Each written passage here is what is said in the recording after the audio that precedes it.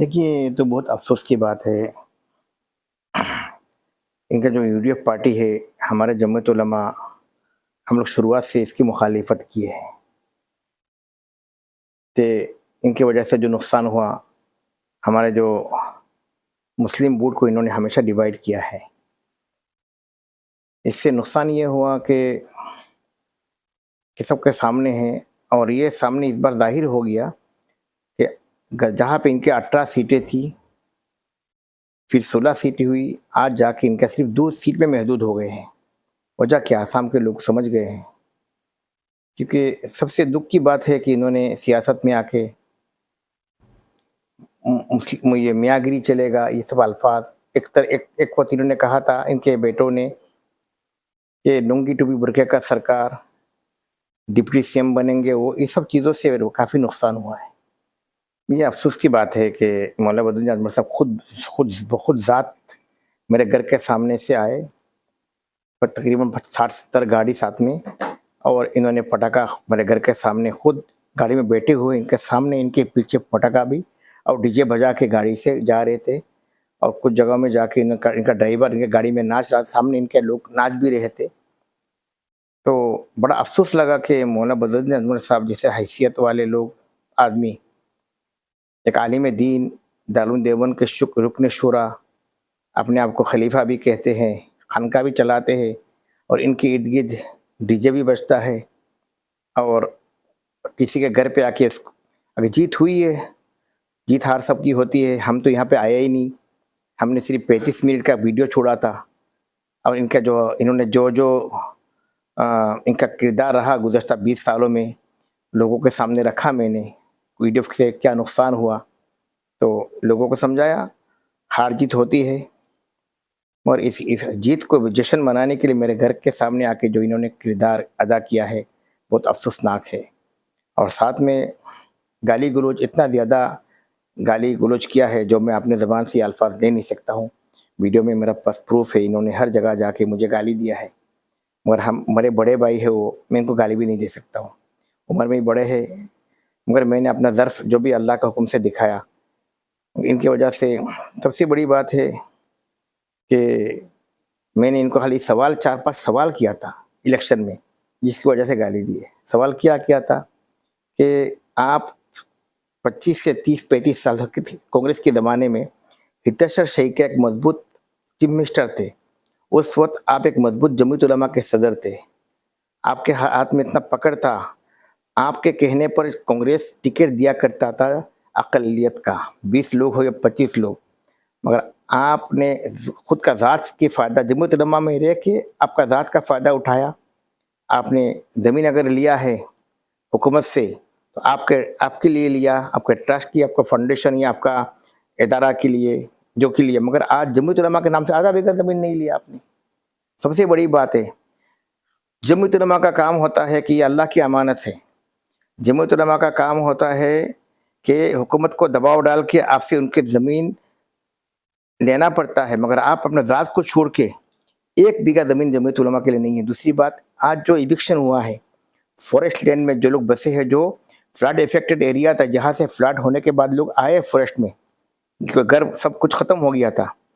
आपने 25-30 साल में जो लोग आए थे, इनके लिए हुकूमत से मतलब, मैं नहीं कहता कि कांग्रेस बहुत अच्छा है, कांग्रेस में हज़ारों बुराइयाँ हैं, हमारे मुस्लिम जो लोग कांग्रेस में आते भी हैं, इन लोगों ने भी जो काम करना चाहिए था नहीं किया, इल्ला माशाल्लाह 1-2 लोगों ने, क्या होगा, बाकी अगर करते तो आज ये हालत हमारा नहीं होता। मगर आप तो कमी जमीयत उलमा कांग्रेस के रहबर थे, कांग्रेस के हर बात अक़लियत के लिए आप टिकट दिलवाते थे, आप जो कहते थे उनको टिकट दिया जाता था। आपने जमीयत में रह के अपने ज़मीन जो 150 बीघा, हमारे गांव के पाबीजुरी में 150 बीघे, 140 बीघा आपने ज़मीन लिया, और भी कई बीघा हर जगह ज़मीनें हैं, सबूत है हमारे पास। आपने ये ज़मीन नहीं लेके उन गरीब जो आज आसमान के नीचे, छत के नीचे रह रहे हैं, आसमान के ऊपर छत नहीं उनका ऊपर, ऐसे गरीबों के लिए आपने ज़मीन क्यों नहीं दिलवाया? आप हुकूमत से मुतालबा करके, ये लोग फ्लड इफेक्टेड एरिया से आए हैं, आप इनको ज़मीन दिलवाइए, आपने मुतालबा क्यों नहीं किया? मैं कहता हूँ कि कांग्रेस ने गलती किया, नहीं दिया, मगर आप तो आपके दबाव से, क्योंकि आप जमीयत में रह के आप अपने लिए मसरूफ़ थे, तो आप जब इंसान जब खुद के लिए, जब ज़ात के लिए मसरूफ़ हो जाता है ना, तो कौम के लिए क्या काम कर सकता है? तो आपने यही किया जिस वजह से मैंने सब बात रखा था। तो गाली गलौज में आ गए वो कि इनको पूछ लीजिएगा कि 150 बीघा जमीन सरकार से नहीं लिया इन्होंने ताबीजुरी में, मैं सामने से कह रहा हूँ, पूछ लीजिएगा। और भी बहुत से जगह में जमीन जो लिया सबूत है हमारे पास। लो, मगर लोगों को दिलवा के तो लो। क्यों लोगे? जमीयत उलमा की अमानत है, वहां पे रह के आप किसी से अपना जाती मुतालबा नहीं कर सकते आप, ठीक है।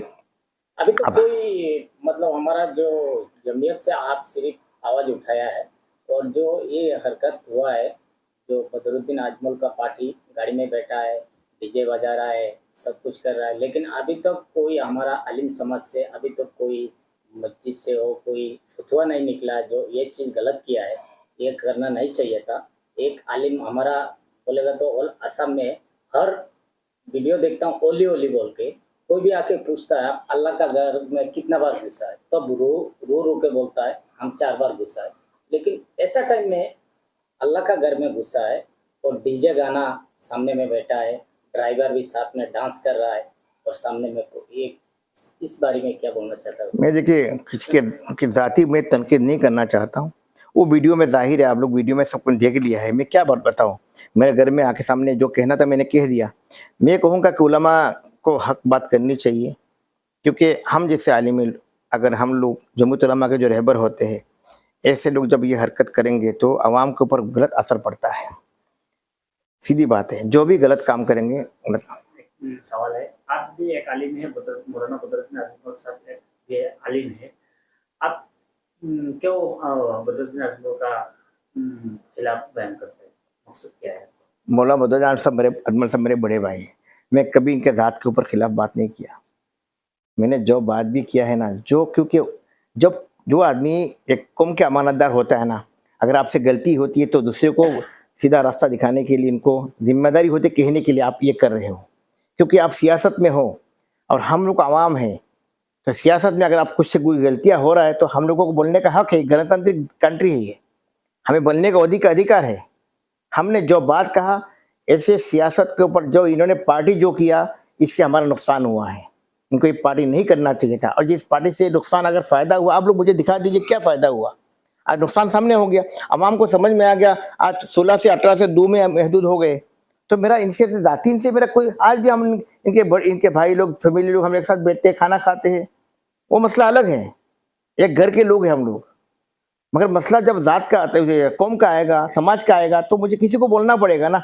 एक पार्टी बनाए, तो पार्टी नहीं होता क्यों झगड़ा करूं मैं इनके साथ में? देखिए, सुप्रीम कोर्ट ने का फैसला है कि जो फॉरेस्ट लैंड है वो खाली किया जाए। अगर आसाम की हुकूमत चाहे किसी को ज़मीन दिलाना चाहे ज़ाती तौर पर, वो अलग बात है। जो हुकूमत की ज़मीन है, फॉरेस्ट लैंड अलग है, हुकूमत अपना ज़मीन अलग से दे सकता है, तोज़ी माटी जैसा हम बोलते हैं, तो वो अलग चीज़ है। वहाँ पे जाके अगर मुकदमा भी करेंगे, इतना मुकदमा कर सकते हैं, एक इंसानियत के खातिर इनको आप कुछ ज़मीन दिला दीजिए। इनके बच्चों का एजुकेशन का मसला है, बच्चों का ज़िंदगी ख़राब होता है। हमने सीएम को मेमोरेंडम भी दिया है। आसाम के सीएम से बहुत पहले की बात है, मेमोरेंडम देने के बाद कुछ ज़मीन इन्होंने दिया था, मगर आज भी वो ज़मीन अलॉट नहीं हुआ। ऐसे लोग पड़े हुए हैं, 500 बीघा ज़मीन मिला, मगर आज भी हज़ारों, कम से कम कई हज़ार लोग बेघर है, पर ज़मीन तो है ही नहीं। हम दोबारा कोशिश करेंगे, हुकूमत से मुतालबा करेंगे, इन गरीबों को ज़मीन दिलवाइए आप लोग।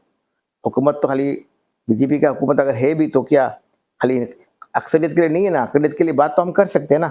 जमीयत उलमा की जिम्मेदारी हम बात रखेंगे इनके सामने, मानना ना मानना उनके हाथ में है।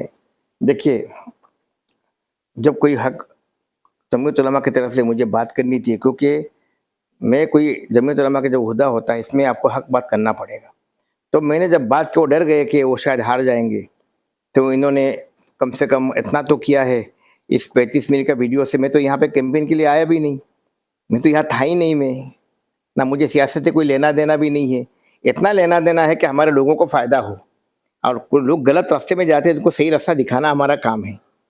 इतना तो हमारा फ़र्ज़ बनता है। हमने जब कहा तो इन्होंने माशाल्लाह 20 साल में जो काम नहीं हुआ, इतना रबिश गिराया इलेक्शन से पहले। दुआ करता हूँ कि अभी अगला ये 5 साल जो है ना, 5 साल वही काम करे, कौम के लिए, समाज के लिए, गरीबों के लिए, हिंदू मुसलमान सबके लिए, तो ये हमें खुशी होगी। मगर काम करना पड़ेगा। खाली मसला तो अलग था, क्या अभी ज़्यादा मैं पॉलिटिकल बात नहीं करूँगा।